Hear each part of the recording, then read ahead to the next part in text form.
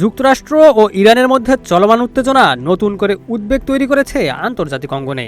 মার্কিন president Donald ট্রাম্পের প্রশাসন আগেই দাবি করেছিল ইরান ইস্যুতে বড় ধরনের সংঘাতের ঝুঁকি আপাতত শেষ হয়েছে। তবে নতুন তথ্য বলছে পরিস্থিতি এখনও স্থিতিশীল নয়।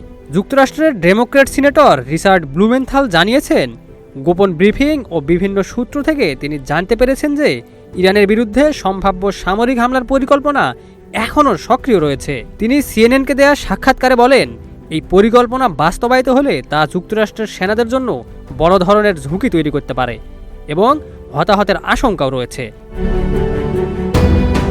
ব্লুমেনথাল আরও জানান, তিনি নির্দিষ্ট কোনো সময় বা বিস্তারিত তথ্য প্রকাশ করতে পারছেন না, কারণ এসব ব্রিফিং গোপনীয় পরিবেশে হয়েছে। তবে তার মতে এটি এখনও একটি সম্ভাব্য সামরিক বিকল্প হিসেবেই বিবেচনায় রয়েছে।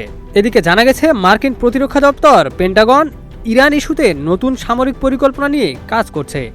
একই সঙ্গে ইরানকে আলোচনায় আনতে চাপ অব্যাহত রেখেছে ট্রাম্প প্রশাসন। অন্যদিকে ইরান এখনও কোনো ধরনের নমনীয়তার ইঙ্গিত দেয়নি, ফলে দুই পক্ষের অবস্থান কঠোর থাকায় উত্তেজনা আরও বাড়ছে আর আন্তর্জাতিক মহলে তৈরি হয়েছে নতুন করে এক সংঘাতের শঙ্কা। Desk report, news flash 71।